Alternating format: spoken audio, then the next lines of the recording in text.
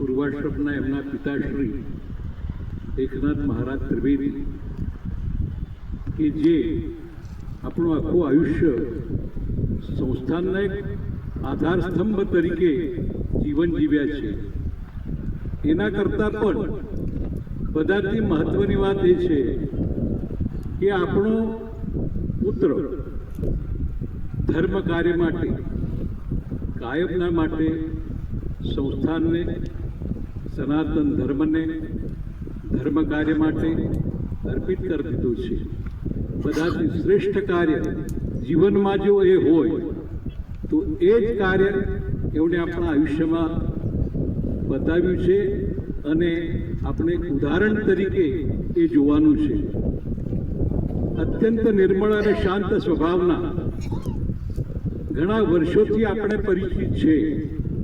ગામના છે, મંદિરથી સંનિષ્ઠ આપણે બધા લોકો કુકરમુંડાના અને બધા ભક્તગણો આ મંદિરથી પરિચિત છે અને બધા એકનાથ મહારાજશ્રીને સારામાં સારા રીતે પરિચિત, સુસ્વભાવના, શાંત સ્વભાવના અને બધાથી વધારે મહત્વની વસ્તુ છે કે ભાનદાસ મહારાજ ગયા પછી સંસ્થાનના એક મુખ્ય આધાર સ્તંભ તરીકે છેલ્લે સુધી સેવા કરી.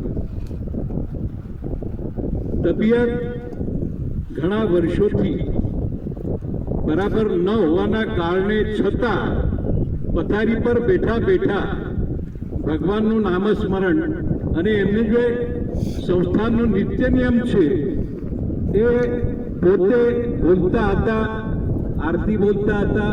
સવારના કાકડા આરતીથી તો રાતના શેજારતી સુધી એ બધા નિત્ય નિયમ એમને પાઠ અને બેઠા બેઠા એ બોલતા હતા. છેલ્લે તો ગઈકાલે રાત્રે પણ એમને ખ્યાલ આવી ગયો કે આપણો અંત આવી ગયો છે.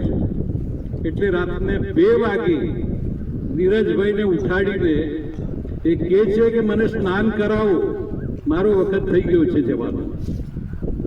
12 કલાક પણ રહ્યા નથી, 12 કલાક પણ એ પૂર્વામાં રહ્યા નથી અને એમને કહેવા પ્રમાણે એમને દેહત્યાગ કર્યો છે. પાંડુરંગ એમને આત્માને શાંતિ આપશે જ, પણ આપણે બધા એમને ચિર શાંતિ મળે, ભગવાનના ચરણે એમને સુખ શાંતિ મળે એ જ આપણે પાંડુરંગ ચરણે પ્રાર્થના કરીએ છીએ. બીજી મહત્વની વસ્તુ, તારીખ 16 એપ્રિલને આ કિર્યાનો ગંધમુક્ત કાર્યક્રમ રહેશે. તારીખ 16 એપ્રિલ એ દિવસે ગંધમુક્તનો કાર્યક્રમ રહેશે. બધા ભાઈઓ ભક્તગણ પ્રસાદી માટે આવવાનું છે એવું આહ્વાન હરિભક્ત પરાયણ ઉદ્ધવજી મહારાજ તરફથી હું બધાને આપું છું.